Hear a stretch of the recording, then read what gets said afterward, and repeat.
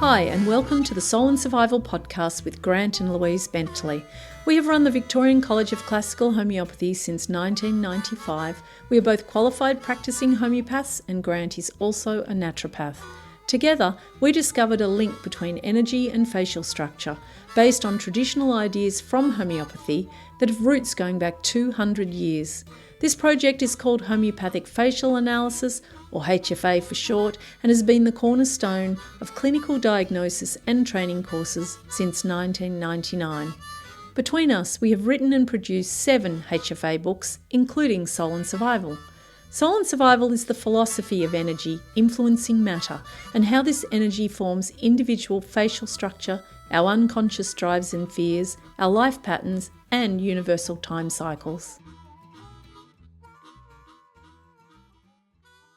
Well, hello everybody, and welcome to the next instalment of the podcast. And we're going to carry on the same as what we did last time.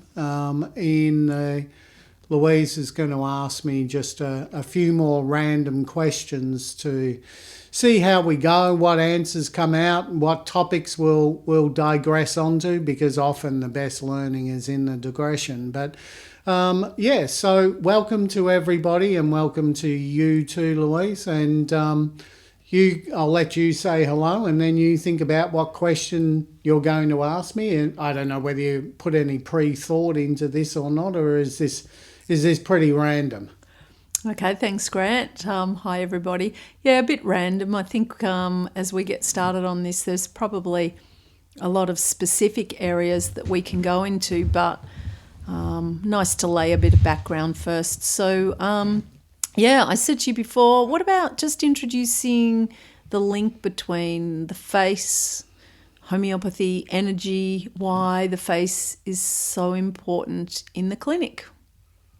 That's kind of a really central question, isn't it? Because I mean, the whole thing about HFA is that it's based on that facial analysis. So as a result of that, really, I mean, when you talk about HFA and you talk about homeopathy, the point of difference is this, or at least the first point of difference. In fact, there's a few different points of interest, but of difference. But of course, this is the primary one.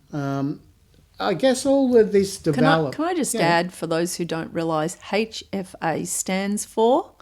Homeopathic Facial Analysis. Okay, I just thought I'd mention that so that when people hear HFA, they kind of know what it's about. Well, I keep forgetting all these sort of things. This is, I've been a terrible marketer over the years, so I teach a bit and I clinic a lot. I'm essentially a clinician who teaches a little bit rather than a teacher that sort of does a little bit of clinic.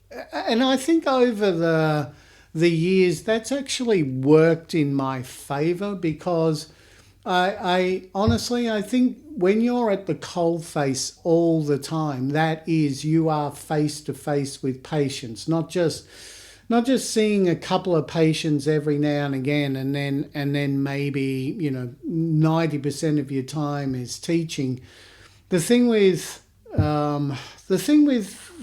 me when I do the teaching, I think that perhaps is slightly different from some teachers is that it's not academic. It's absolutely pragmatic, it's practical, and it's clinical. It's in the whole HFA model. The philosophy around the HFA model is entirely built up around the clinic and what worked. So just while I'm on that, so what I did is that when I first started practicing, I don't know how many years in I would have been, but probably around about 10-ish sort of years into clinical practice, maybe a little less. And I've got to say I was struggling a little bit because I'm a naturopath as well. I had a lot of strings to my bow. I'd also done psychotherapy. I also have, I have I have qualifications in clinical nutrition, a postgrad in clinical nutrition, and so there were a lot of areas where I could go down, and I guess so the question sort of becomes, well, why the homeopathy almost exclusively? And essentially that's because I saw homeopathy do things that no other modality could do. Nutrition is fantastic, and you see wonders with it, although, maybe we'll get onto this at some other stage, but nutritional science has, in my opinion, taken a complete 180 in the avenue from when I started to say the way that I encourage people and eat myself. So anyway, that's a story for another day. But the bottom line is that when I say I was struggling with homeopathy, I was at a stage where I was doing traditional Kentian homeopathy, and essentially what that is in the modern day world is that it's trying to match patients to personality drug pictures. Now, I think we might have touched on this last time we spoke, but a drug picture is when you try and establish almost a story, a character around a particular remedy or homeopathic drug, and then you try and find when a patient comes in, you want them to match that, sort of like a hand and glove. So the more completely their story and their personality matches the drug picture, the more likely that the remedy is going to be beneficial and curative to that patient. But matching them up to that sort of degree became it's a really difficult task, and I got to say, I struggled with it a little bit. It doesn't mean that I didn't have my hits. I did. I had some really good results, but a lot of the results were way too hit and miss for my liking. So every now and again, I'd do my best. I'd try and match a person up to the remedy, and I would try and match it to their personality, and I'd ask as many personal questions as they would allow me, without too much of an invasion of their privacy. And then I would I'd go about the process of repertorization and then trying to find a remedy that suited that. And every time I would say around about 9 out of 10, I reckon that I struggled to get somewhere. It's so interesting that you picked that number, because I was just thinking to myself, if there are, say, 10 potential personality types for one remedy, and only one of them's been written about because the other 9 seem so different, so therefore how could it be the same remedy? Maybe the reality is it was always a problem saying that one personality equals one remedy, when in fact there's multiple personalities for one remedy. And you see this now that you've dropped the personalities. Yeah. You see it. Yeah. Oh, absolutely you do. And we that's a good thing to get into at a later date, because in fact that opens up a whole new world of looking at what homeopathy is and what remedies do and how they do it. But just to touch on it briefly, no, I don't. I've come to the conclusion now that I don't actually believe in any of the personality profiles. Now, that does not mean that people don't fit these profiles. They do, and sometimes not all of them. No, so just not all of them. And sometimes you can get a picture perfect, as you run your own clinic. I mean, you can get a picture perfect quote-unquote pulsatilla or quote-unquote sulfur person, and you give them pulsatilla and it does absolutely nothing. Absolutely nothing. And so in the end, what I did is that, because I really had to, now, look, in this day and age, it's a little difficult, isn't it? Because you've got to be you've got to be a little careful. But you know, I am a guy who at that stage was, I was the I was the sole breadwinner, and so as a result of that, when you're running a clinic, that clinic has to be profitable. You know, it was all coming down to me, and so if I couldn't make the modalities that I was working with work for others, then they don't come back. Now, this is a really sort of touchy subject in the alternative medicine world, because there's a lot of people out there that sort of almost think that we should be doing this as a charity, as this sort of spiritual work. But the reality is, if you're out of business, you're not helping anybody.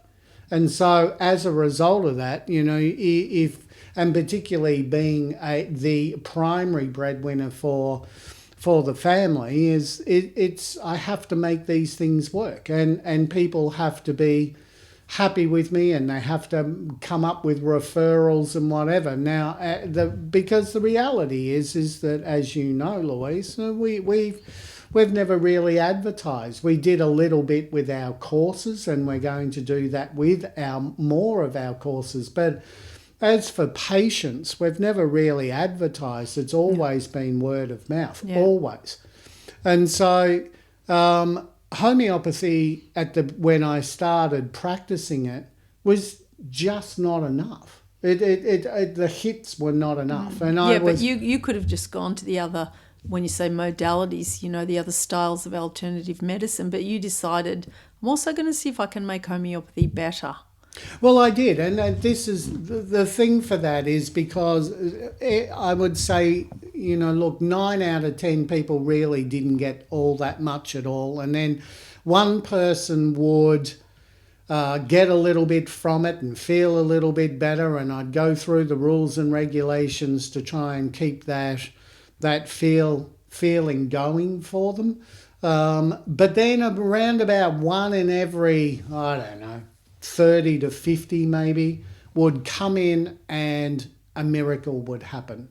And that miracle was actually enough for me it kept my interest going, because when that miracle occurred, and they occurred at regular enough intervals to know it's not a fluke. You don't fluke these sort of things. You can fluke something like that once, but you can't keep doing it. Now, when I mean keep doing it, I mean still I draw you back into, you know, 1 in maybe 30 to 50 or whatever numbers that I quoted. But they're rare, right? But they were... Can I just say also... Not totally rare. On this topic, it reminds me of around, you know, that late 90s when all this sort of started, that we would talk. I remember we'd walk and we'd talk about different cases and what was going well, not going well. But I remember saying to you, do you know, the way things are going lately, you're getting about a miracle a week. Isn't that amazing? Yeah. You know, we had that discussion. Isn't that amazing? A miracle a week.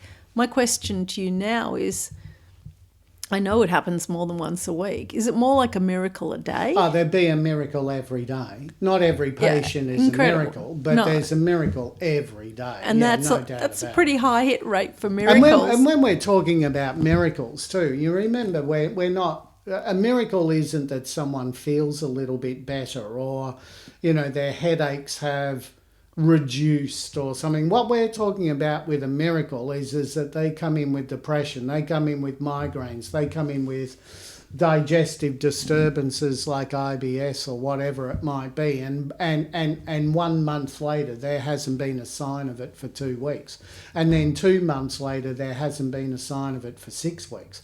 Now, that's what I mean by a miracle.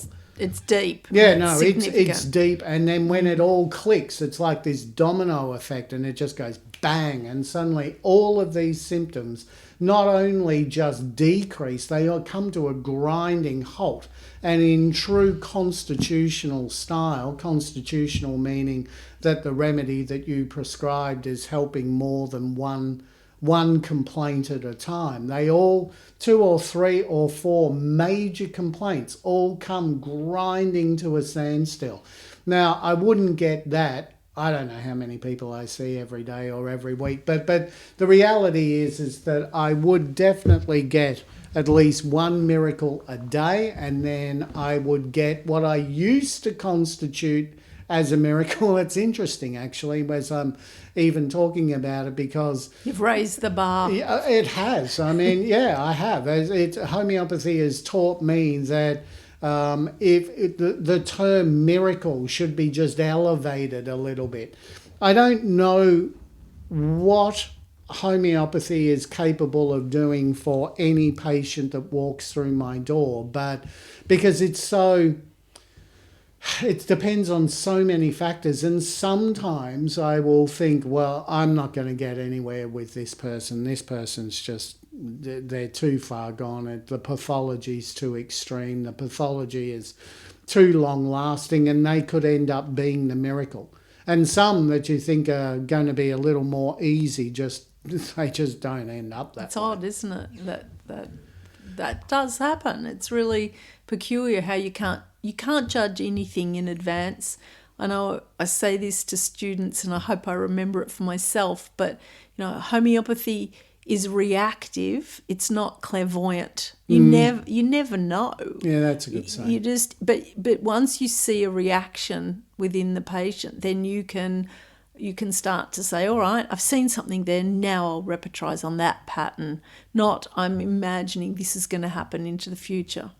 So let me go back, and we'll talk about, and that's I think you're absolutely right there. So when I first was in the clinic, and like I said, I did a lot of naturopathy, I did a lot of other things. So I can't sort of say that when I first went into homeopathy that I went into it fully hook, line and sinker, but I went into it with the hope of going into it hook, line and sinker. But in order for that to happen, it had to prove to me that it could support me. And the way that my homeopathic clients were responding at the beginning, I was really doubtful of that. However, there were, like I said, around about, let's just say, randomly here, this is arbitrary, but I would get a miracle once a month. And so that miracle status was enough to make me understand that this works, that it's real, and when you do get it, wow, just wow. And I mean wow, way beyond herbs, way beyond nutrition, way beyond even psychotherapy, which is very long actually, but this is a wow, and it's a big wow. And so, and it was funny, it was almost a little cruel in its dangling carrot way, because every time I'm thinking, right, well, this is all too much. I can't rely on a 1 in 50 hit. You'd get another one of those 50s and you just think, no, I have to keep on going with it. So what I did is that I thought, I was doing the whole Kentian model, that is, calc carb type, phosphorus type, ask people about themselves. Then I went into a couple of other methods that were pretty big in the 90s. Again, more mental methods. I'm not going to go into them because I changed from them, and because for me they just didn't work. And I don't want to sort of bag or badmouth anyone or anything, but so that's why I'm not going to name the different types that I did. But anyway, bottom line is that none of it I felt was all that effective, to be honest, and it was very dependent on. I thought almost a little dependent on the prestige of the practitioner, and and even when I was going to see certain practitioners as far as lecturers, they would they would point out some almost insignificant nuance in a remedy and say that this is the crux for it and most people are going to miss it and all that. Well, I was one of those most people because I wouldn't have picked it up, and I didn't pick it up.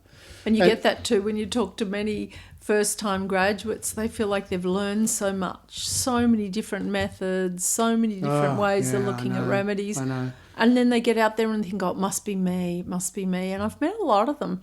And I think, I wonder what percentage of people get that it must be me. I'm not quite getting it in that it'd be high. In that post-graduate era. And I say this to the students. I say, you're just lucky you came to this. We're lucky we were part of putting it all together and discovering it, whichever way you want to look at it, because this will give you the confidence.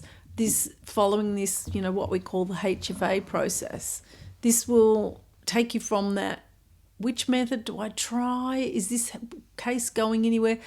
To a point where you can really say, I know this case is going somewhere, or I know it's not, and I know what to do. And it's just so different, isn't it? It's very different, and I guess to some degree you have to expect that an individualised medicine is going to, I guess, encourage 1,000 different individualised approaches. But that doesn't mean that those approaches are necessarily accurate or reproducible, and that's going to come down to the pragmatic side. This is the pragmatic side of the story that I'm talking about, that I had to make it work. So what I did is that I, along with the facial analysis part, which was the original question and I still haven't answered, which I'll get into it, but I had to develop a whole new theory around it. And the way that I developed that theory was essentially a clinical theory, meaning that I did not come up with an academic theory of what I think was going on and how I could make that reproducible.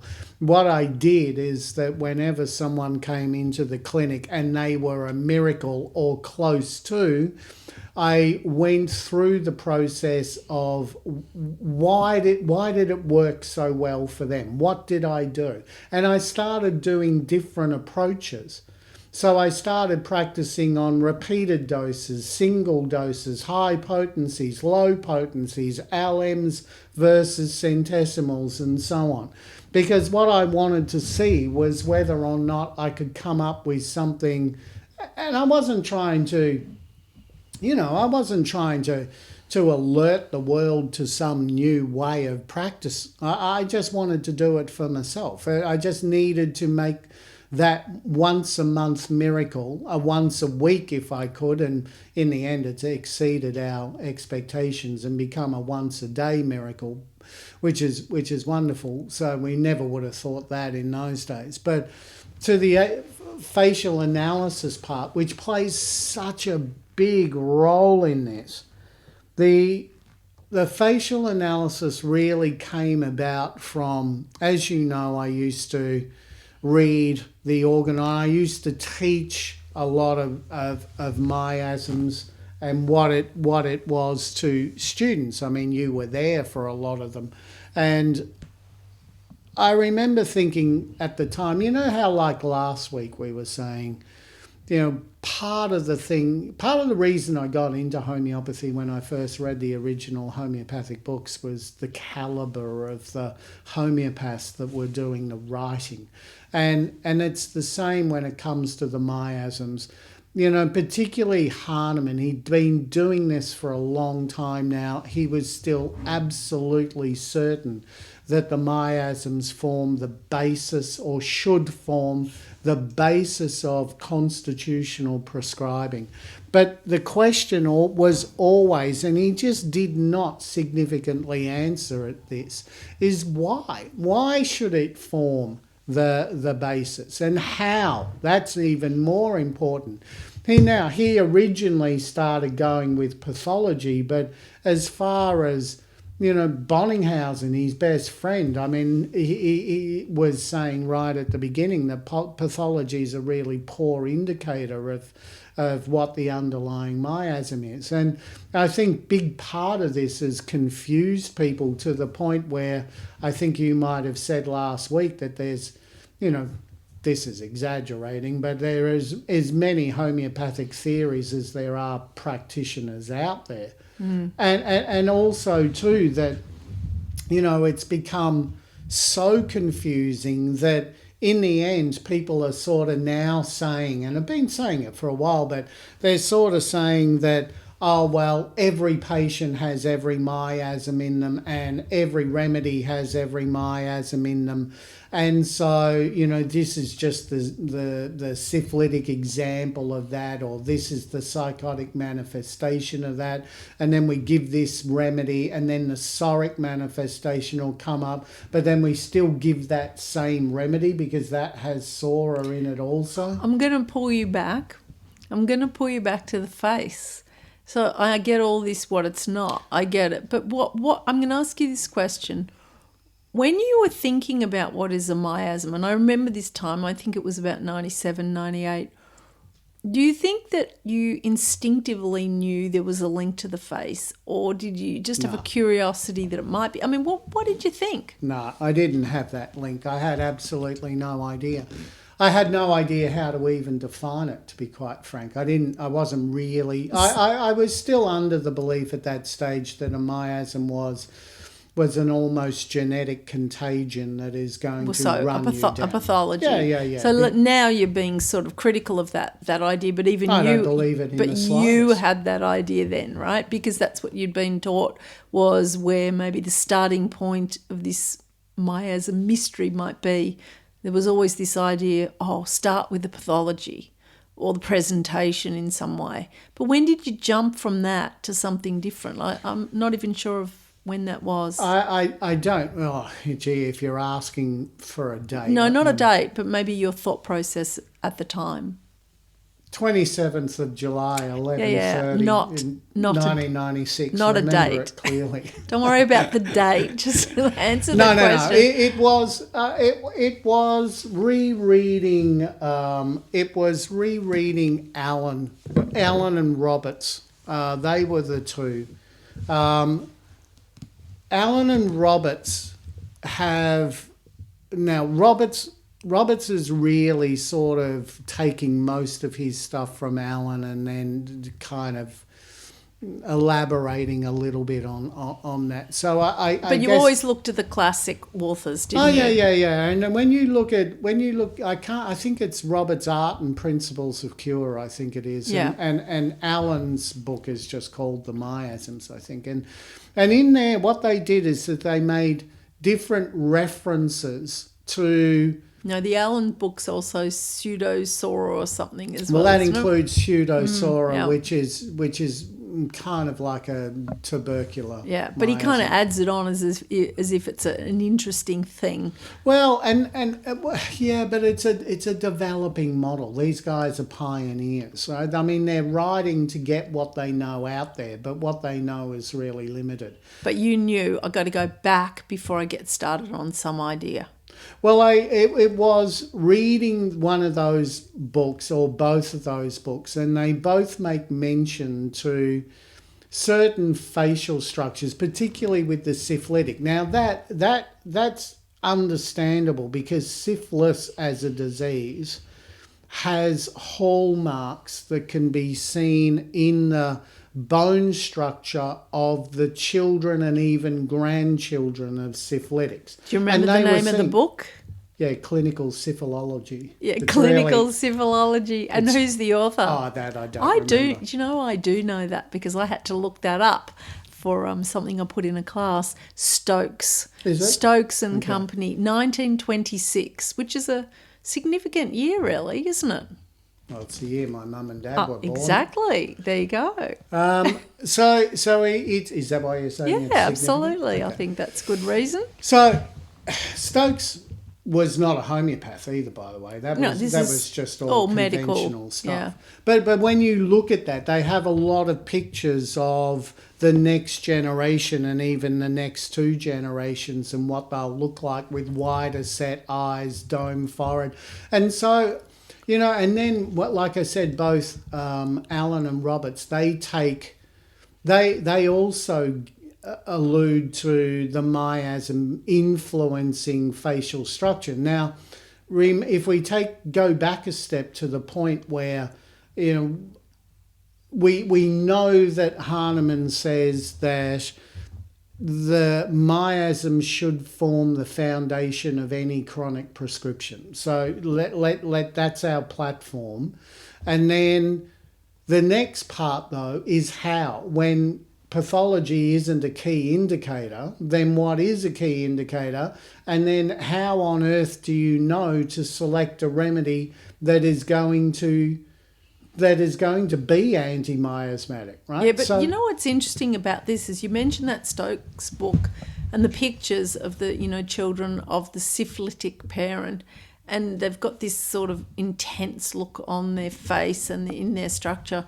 But there's also this idea that there's a mental aberration behind that. But of course, the reality is you can say a high hairline or a domed forehead or wide set eyes or whatever.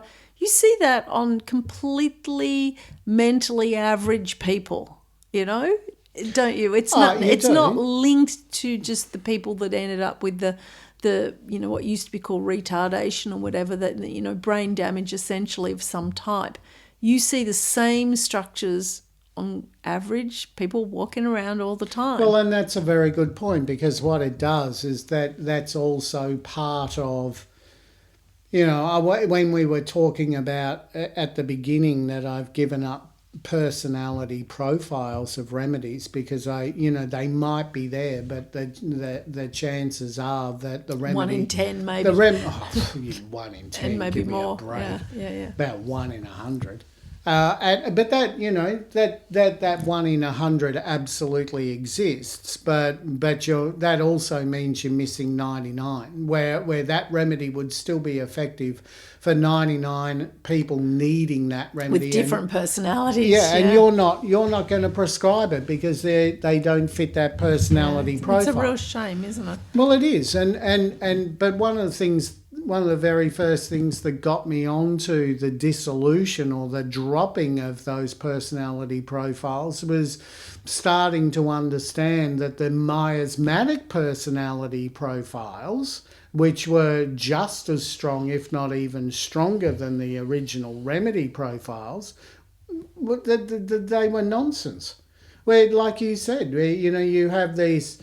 You can have a syphilitic patient. They're not manic. They're not crazy. They're not deluded, distorted, and anything else starting with a D. They're just working people going about their day-to-day life. How do you know they're syphilitic then if you're going to jump from the old idea to your new idea? Okay, so then what I did is that I looked at the syphilology, and then I also looked at Roberts and Allen, and it's also in Forbister too. He talks about the different facial makeup, the structural makeup of the carcinosin person and so on. So now, if we go back to Hahnemann, you have to pick the miasm first, and then you have to pick the remedy because the miasm forms the foundation. But as stated a couple of times now, we have no way of actually doing that until I started thinking, okay, listen,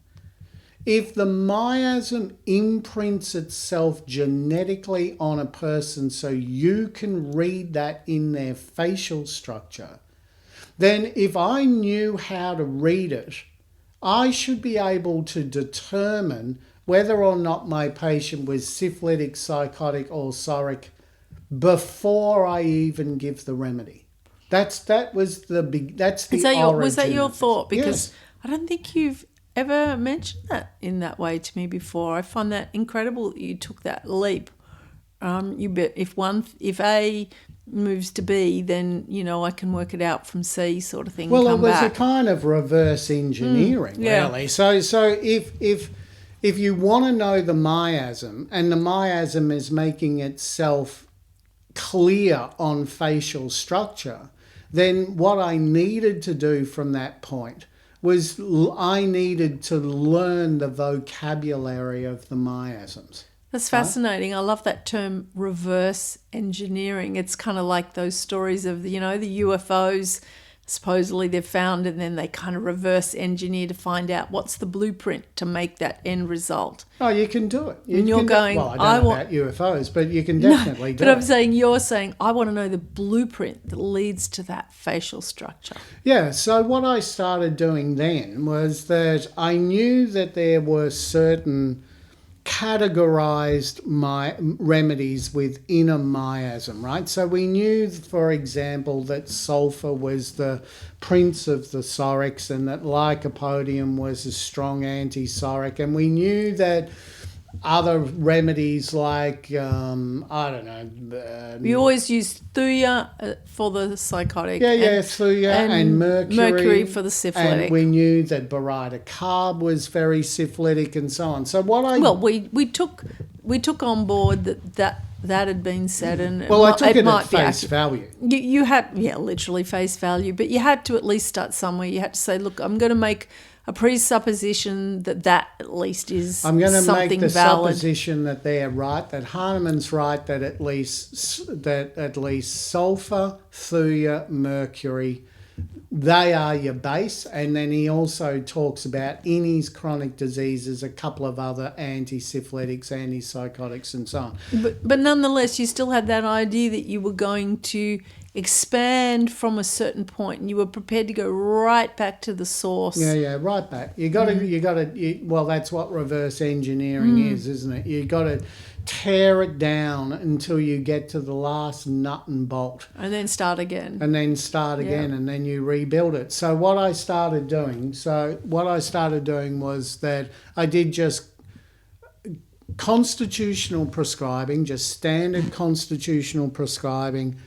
And then if somebody had either a really good result all the way up to miracle and any of the stages in between, I started taking their pictures.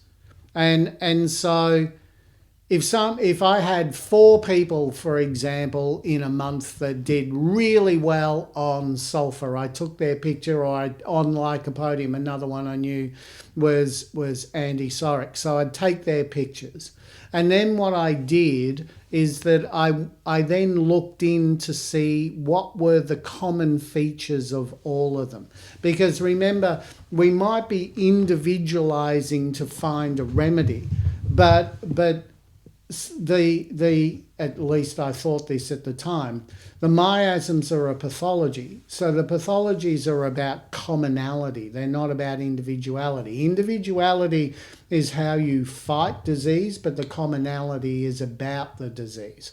So what I started doing was to see what they all had in common.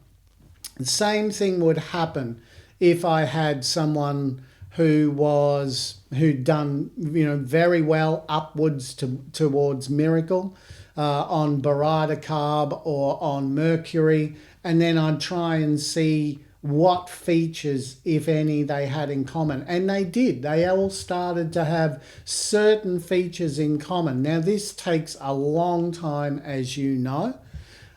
It was a tedious task. It's a laborious task and a very detailed, fastidious task of just collating right down to the lines under the eyes, the lines between the eyes and so on. But the bottom line is that within a few years, with your help, we had got together a complete sort of dossier almost on what facial features belong to which miasmatic group. And what that meant now is that pre-giving the remedy, I do the repertorization, then I do the face, and then I realize that out of my repertorization, I only need to give this patient, if they're syphilitic, these remedies out of my repertorization. And that is when I started seeing the miracle a month go to a miracle a fortnight. And as I got better, the miracle a week. And now we're at a point where a miracle a day. And that's because Hahnemann was right. The miasms must form the foundation, mind you, I now have a completely different opinion on what a miasm is. That's a different story. But he was. Don't go there yet. That's I won't too go much. there yet. Yeah, but essentially, he's right. The miasm must form the foundation of your chronic prescription.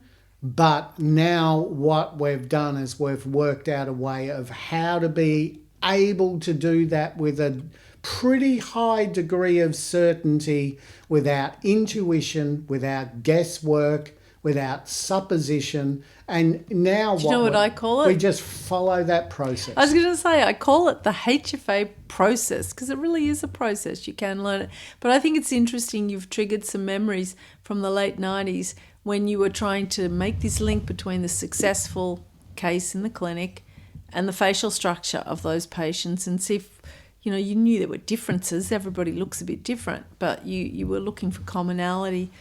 And I find it interesting because in those years we used to look at everybody's face, didn't we? Yeah. And you were like you were quite passionate about it. Look at their eyes, they're that shape, and look at the shape of their hairline, and look at their nose, and look at their lips. And you just drew me into a world of facial observation that, quite frankly, it was obsessive. Oh, look, I don't think we just couldn't get enough of looking at people's faces. I don't think I understood the plot of a movie that I watched for probably 10 years. All I was interested in, we just got these pieces of paper, put down the yellow, red and blue, and that's a story, which we'll get to in another time. But, so just doing thousands upon thousands upon thousands. Everybody we saw, wasn't it, all the family, and you'd be at a restaurant and you'd say, did you see that waitress's nose or her lips or something, you know? And we were always just looking kind of, what's that? And then of course, what happened? Well, and yes, we developed even more features, because when somebody has that miracle, and you can see commonality, you now start looking for, all right, now I think we've got the eyes down pat. Now I think we've got the nose structure down pat. Now let's look at the height of the ears, the shape of the ears. Let's have a look at this, that, and the other. And so we go through it. So I think when people, like when we were talking about this sometimes, and people go, oh, you can't tell a remedy from someone's face, and they just write it off, But this is the problem, It's Max Planck that said that science develops one funeral at a time.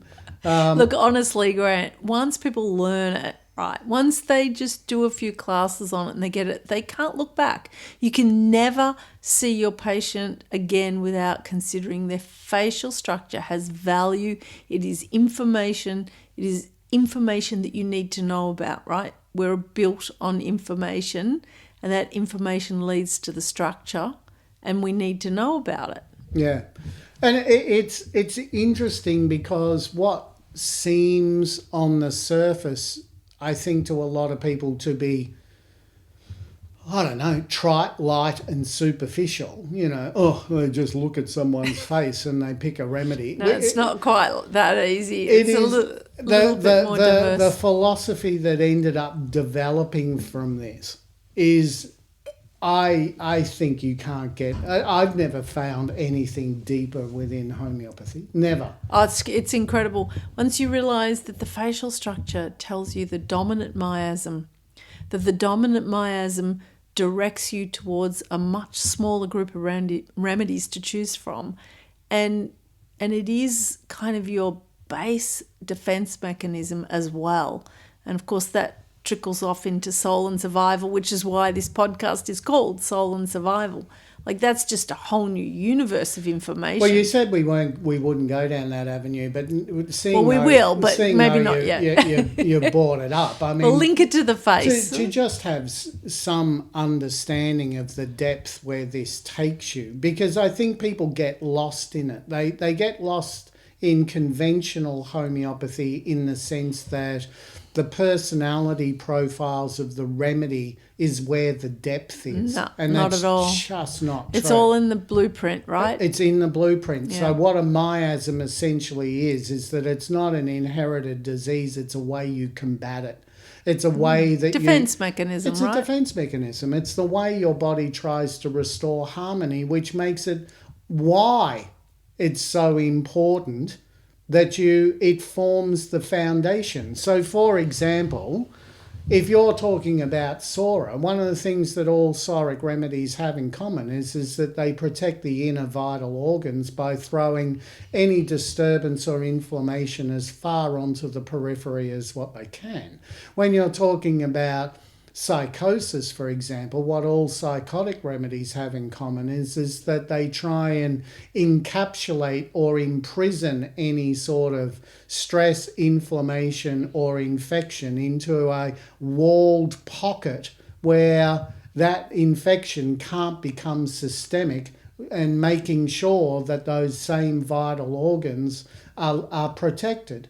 Now, what happens then, because you read about this, as you know, when you were studying and you were learning homeopathy, that, the older books in particular are all full of what to do in an aggravation or when the indicated remedy fails to relieve.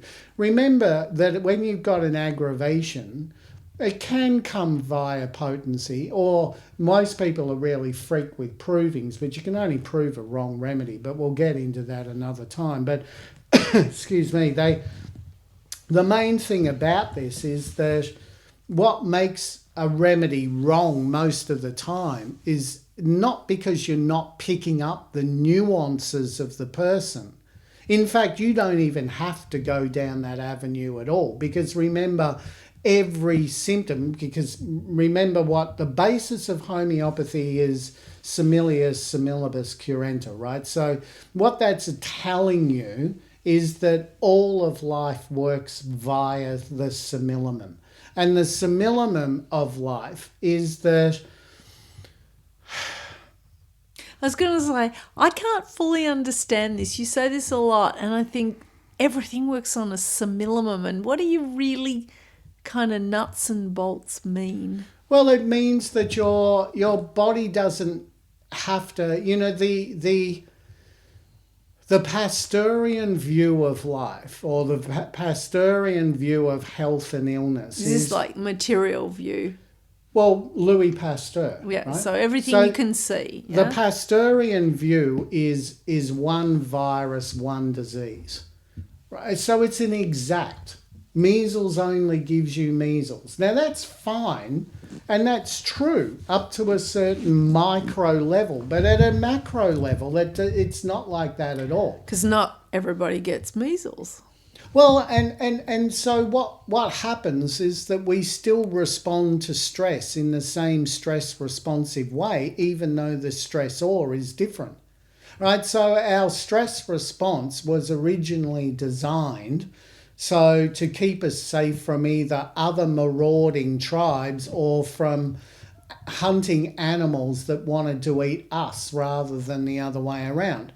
So in modern day life, that same stress response can be implemented with, hearing that you're going to get the sack from your job, or fighting with your partner, or having too many amphetamine drugs. I mean, the same response sends you in those completely different stressors send you into the same fight or flight response, because your body can't tell the difference between exacts. And that's why your body works off what I say is a simillimum. Anything that raises it out of its comfort zone, disregarding what the stressor is, means that the body still responds in that same way.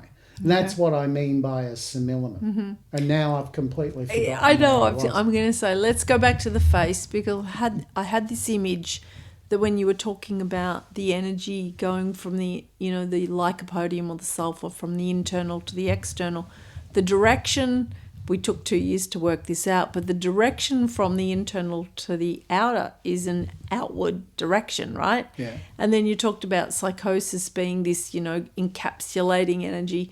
And I guess the energy, the motion of an encapsulation is kind of like a circle.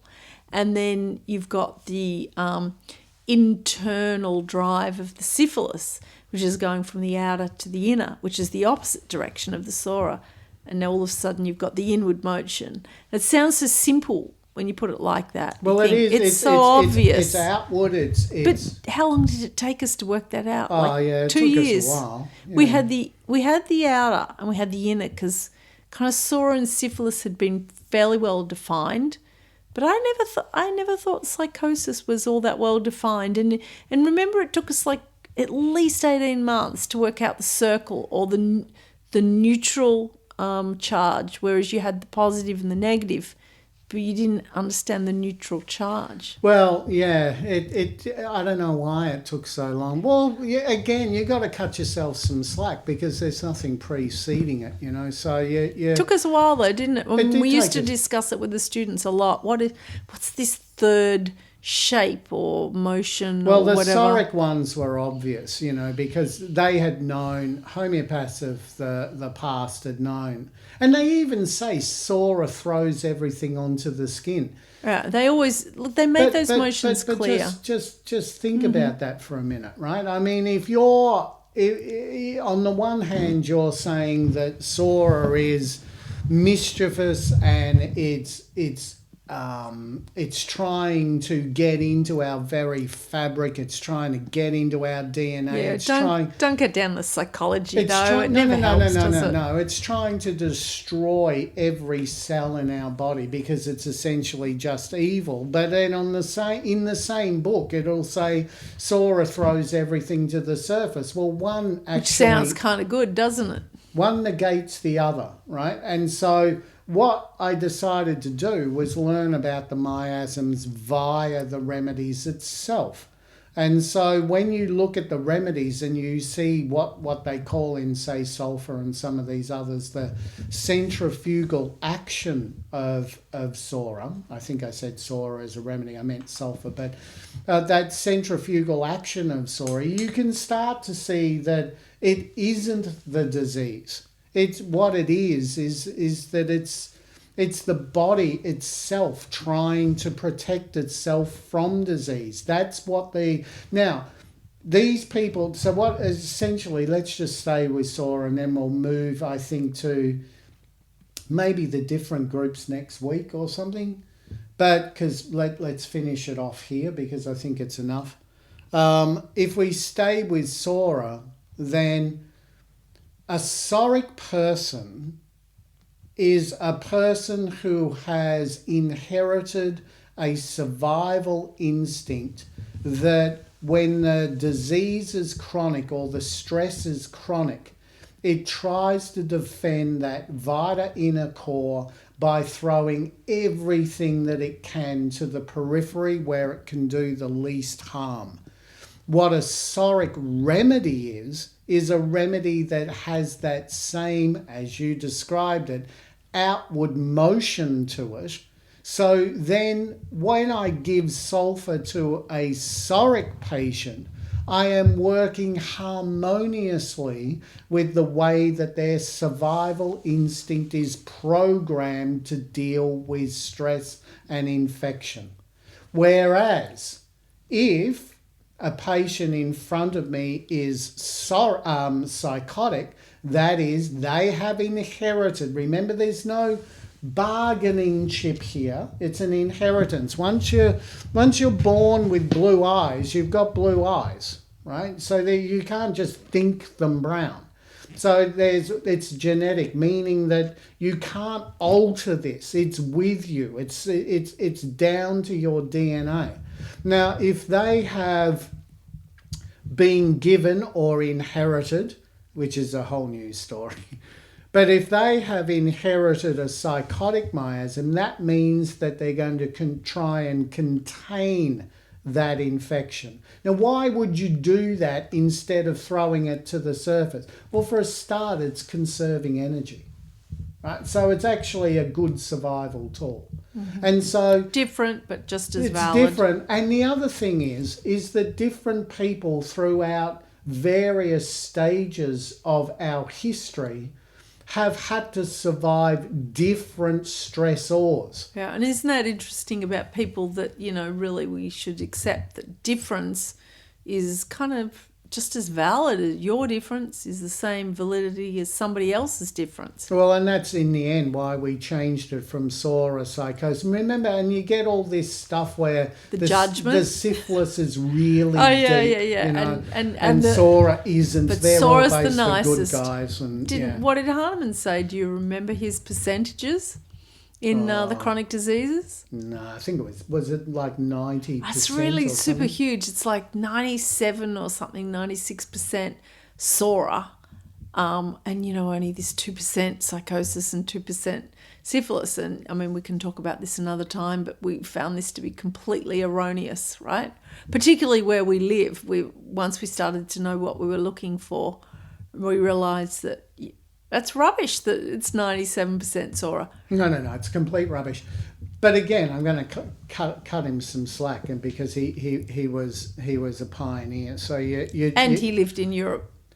And he lived in Europe, where it's a more Soric dominant. Yeah, culture. you do get more Sora there. But anyway, back to the main point is that if you're psychotic and you've inherited this. You've inherited this.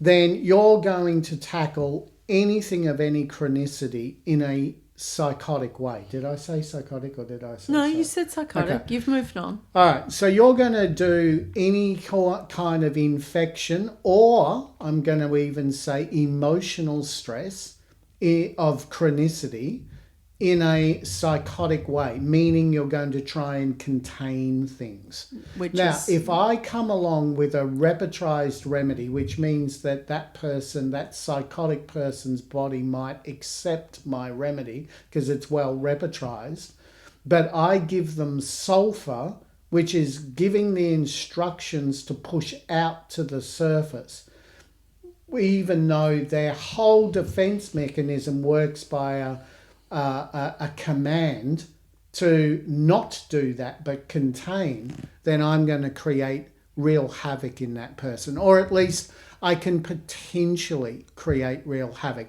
And this is where your real aggravations come from. Not because you've done a poor job recognizing and repertorizing people, not because you've missed some nuance where Staphylos aureus would always complete a sentence with an upward infliction, and this patient didn't. Exaggerated. That's rubbish. I've never and I just don't believe that stuff. But what it is that I am giving a remedy whose instructions are to push out, where that psychotic person's DNA instructions are to contain. So now we're automatically in conflict. The remedy is no longer harmonious, no matter how well repertorized. It is not a harmonious remedy for that person.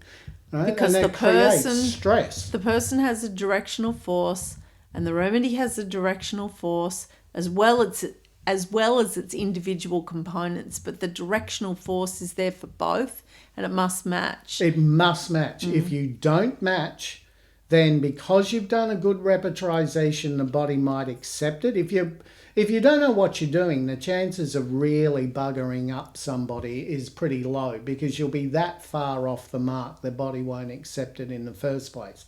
But if you're good enough to be dangerous, meaning that you've got a good repertorization, but you don't have no understanding about how a person's protective mechanism works, i.e. the miasm, then you can select a remedy that is going to do harm, at least temporary harm, not long term, but it can upset people a fair bit. And that was one of the very first things that I noticed once I started using what we called the homeopathic facial analysis system or process, was just how many aggravations really dropped. But also how difficult it is to choose that dominant miasm in the patient by their behaviour. Like, how do you work out if it's contained or it's, outward or whatever? It's like kind of really difficult to do that. That's where that whole deep psychology comes in. But there is a simple way, and that is that the structure on the face is a representation of the force behind it. If it's outward motion, dominant force, then the facial structure will replicate that, and we can see it. So now we don't have to make guesses at the person's, nuances and the way they have that directional force in life. It takes the guesswork out. It does. It's fantastic. Does. Now, you're looking at the structure. It's really odd because you're going from the energetic to the physical to the material. And I mean, homeopaths are not materialists, but at the same time, here is an opportunity to use material, shape and structure to work out the energy that precedes it. And it's brilliant. I often find it interesting how people think that that's a bridge too far. No, it's brilliant. It's really obvious. And yet they'll still do lectures on holism. Yeah. But they don't like the material. It's really weird. We're such energy experts. Homeopathy works by the understanding that the physical and the energetic are absolutely entwined. Otherwise, the pathology that you have wouldn't be representational of the personality, circumstances, or stresses that preceded it. And that's kind of the... Look, there's a lot of differences in, I guess, alternative therapies, but the one thing that really unites all alternative therapies is the understanding that the Constitution is the king of what we should be trying to bolster, right? Treat, so the dominance of the germ theory, that meaning that it doesn't matter what your state of health is, providing that we can kill off this particular virus or bacteria, you'll be okay. Now that kind of lunacy of that idea, that disbelief in that idea, is the one thing that should unite most alternative therapists, because really the Constitution is everything. But it's like the attacker and the attacked, isn't it? It's like, are you going to focus all your energy on the attacker, or are you going to also focus some energy on the attacked? The victim needs to be strengthened to deal with the attack. Well, that's true. So in the end, you've got to bolster this Constitution, but this Constitution is not different from your energy. Your body is not different from the energy that precedes it. So when you're talking about facial structure, which is the way that all human beings communicate, it's their primary communication tool outside of language, and even language is pretty limited. But you try saying something of meaning but then put on a different facial feature and you immediately get a disconnect in people. You put on a surprised face and then say something of serious gravity. No, it means that you have to put on that serious face to portray the gravity of it, right? So our face is our primary tool of expression. And now what? We're going to turn around and say that the primary expressive part of a human being bears no relationship to the survival tool that is inside. Well, that's just insane. But what's interesting about that, and I know people have commented on your facial analysis, is you don't look at expression per se. You look at structure, and you might look at structure under the conditions of expression, meaning the eyebrows are raised or there's a frown and certain lines are showing. But essentially you're looking at the structure, the shape, the structure, the angles, the presentation of the material is where you're looking, isn't it? Yeah, because expressions are just...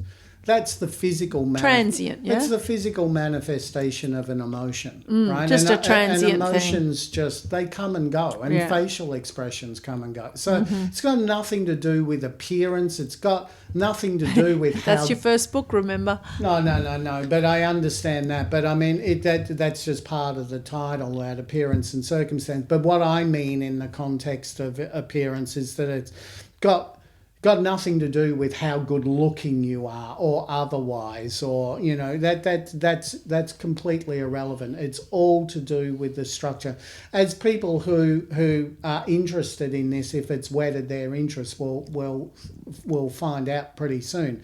But then, simple structure too, nothing particularly complex. No. And even I can hear some people that have got a little bit of knowledge, and they might sort of say, okay, well, I don't understand. I can get what you're talking about with this Sora, and I can get what you're talking about with this psychosis, but how on earth does syphilis, how do you explain that something that's corrosive and eroding and destructive, how can that possibly be a survival tool? Well, those things aren't. They're not survival tools.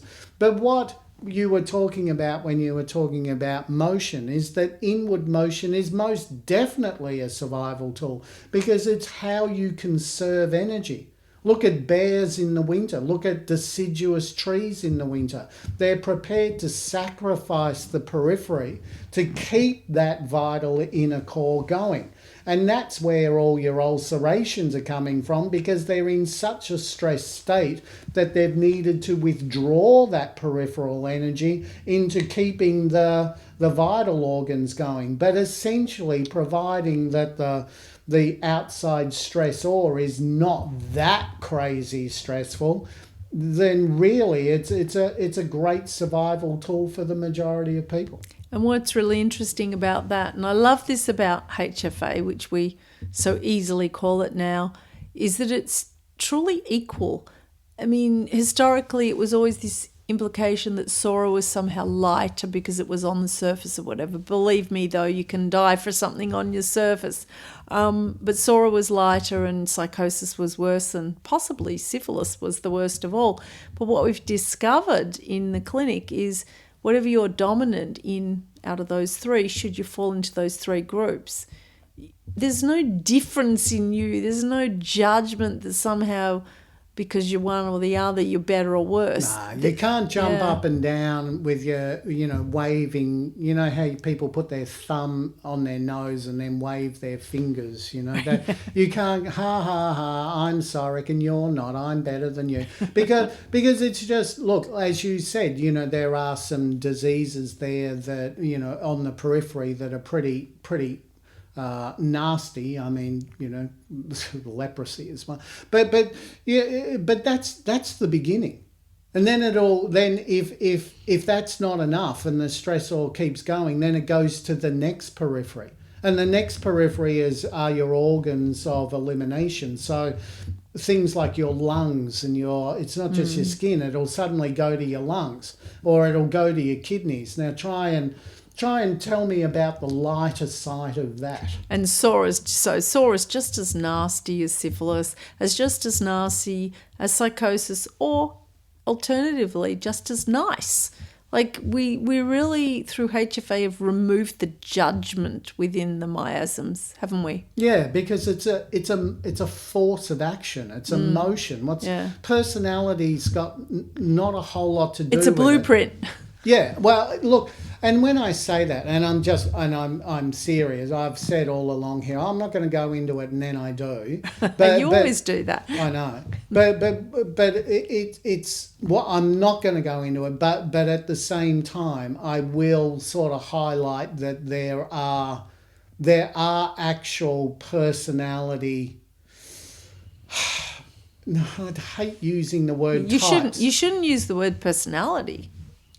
There are survival memories within each one of these groups that are a little more that predictably belong to one group more dominantly than what they do another. And this is soul and survival, right? It is. And these memories are here for our protection, right? So you can't have a protective... Can we have a whole podcast on the memories, please? We will. Yeah, we will. But here, just as a teaser.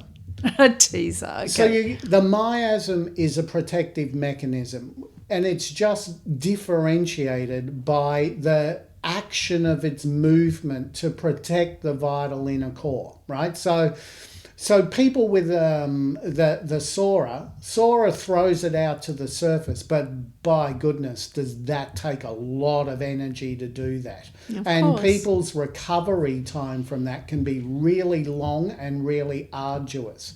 Whereas what the syphilitic miasm, by direct contrast, does is that it shuts down all of its energy, virtually makes somebody a little, momentarily anorexic, puts them to bed under the stress, and their body just lets the immune system do its stuff, and it just has as much energy as the immune system needs. And then when the person starts waking up and getting their energy back again, in fact, their recovery time can be a lot less than what the Soric one is, because they've conserved their energy rather than expended it. You don't want to mess with people's minds saying syphilis might be better than Sora. Well, That's it's bizarre. not syphilis. That's the thing. I know, of course not. Right, syphilis. It's the inward direction. Is syphilis better than leprosy? Really? I mean, well, you don't want to mix your directions with your pathologies. But the reality is that it's got nothing to do with any of it. And so what you said there was, syphilis is opposite Sora, true, in and out, totally opposite. But what about the third part of the triangle, and that's completely different again? Well, there's only 3 ways that you can move in a material world. Any person or any material thing can only move in one of 3 ways. They can move forward, they can move backward, or they can circulate. Mm-hmm. And when we talk about red or psychosis, we're talking about circular action. Yeah. And that's why it imprisons and encompasses, because it's circular action. And it uses that circular action to act as a wall or a buffer between internal organs and infection. In the same way, neutron acts between 2 protons as the fence or the buffer. It's interesting because I know, and we alluded to this before, that we took at least 2 years, I think, to work out we could have the outward motion and the inward motion, which is forward or backwards. But we couldn't work out, we knew there was a third, but we couldn't even understand what it was. And it turned out to be a neutral or a circular action, which is not forward and it's not backward, but it does go round and round. And it's just as important and just as primary. But the problem is that we live, our brains cope a lot better with seeing things move rather than just go round and round, right? Which is one or the other. Yeah. Even though our whole life is determined around the planet spinning, spinning around day the sun. And night. We've got all of the seasons. Then our solar systems are all circular and spiral. The clock. And yet, when it comes to the philosophy of difference, and we always put them into dichotomies rather than trichotomies. Yeah. There's a yin and yang. There's a male and female. But what's the third part of the yin and yang? We talked about this. The circle that encompasses it. Yeah, no one ever mentions the circle around the yin and the yang, only the yin or the yang. No, but they've got to be contained. But the moment and what you put better it into, way of containing it than a circle? Yeah, and the moment you put it into 3s, as you would expect, because we live in a 3-dimensional world, everything starts making sense when you add in that third anything, dimension, direction, subatomic particle, the 3 miasms. I mean, Hahnemann said there were 3. He knew there were 3. There are 3 dimensions, and that means that there are 3 ways you can move through them.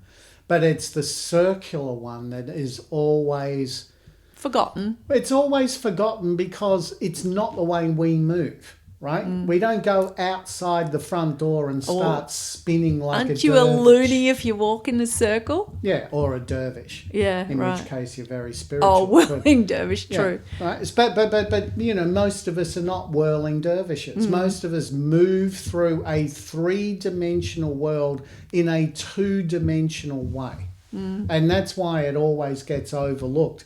But this is where Hahnemann was... He was onto the right thing for the wrong reasons. Yeah.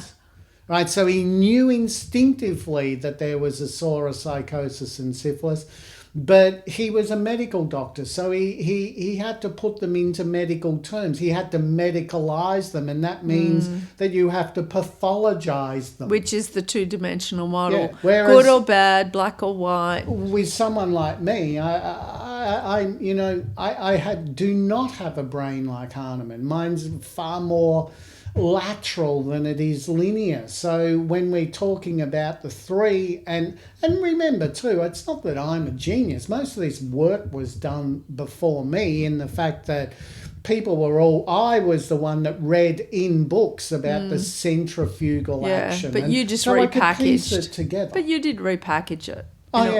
Definitely. But what I did do though is that I understood. I was, because I've got a more artistic eye, I can see really fine nuances between people. And then it's very handy, that. it is. And that became really important facial structure in the facial structure, right? So the development of that facial structure. Because of your artistic eye, I think it's fascinating. You're very special in that way because you have a scientific brain, you categorize, you go into detail, but you also have an artistic brain which notices all the difference, the nuance. Yeah, it does. It does. And so we're very, look, I've been really lucky that I've been able to stumble across this, because it's not only good for my patients, because as you know, Louise, the clinic is just full. No advertising needed, no anything. It's been amazing, hasn't it, actually? So I've been very lucky in that respect, but I also consider myself a little blessed in the sense that of all the people that could have had the thrill of discovering it, life chose me. Yeah. That's the way that I view it. It's a nice choice. Yeah, and I'm sort of happy, and I think, in the end I made it work, so nature was right in choosing it, which obviously. is good. But no, lucky about that. I'm rather than arrogant about it. I feel really quite blessed. No, I know you do. Chosen. You're a very humble person. I think most of us who know you are aware of that. All right, so I think we'll call it quits there. Sounds think that's good. More than okay, enough. So we've given a little hint at the face. I think we need to be a little more specific next time. So in summing it up, though, just so people understand what the face is about, because structure. It is about structure, and why it's important is because I need to understand how that person's body is going to protect itself, so I can choose a remedy whose motion works in accordance with that program. Or that's a miasm. Yeah, that's what it is. That's a miasm. Yeah, absolutely. Okay, I'm going to leave it there. Thank you all for listening, and we'll catch you soon. Okay. Thank you. Bye-bye. Thanks for listening to Soul and Survival. If you are interested in more information, books, courses, consultations, learning more about facial analysis or life themes, please visit our college site, Victorian College of Classical Homeopathy, vcch.org.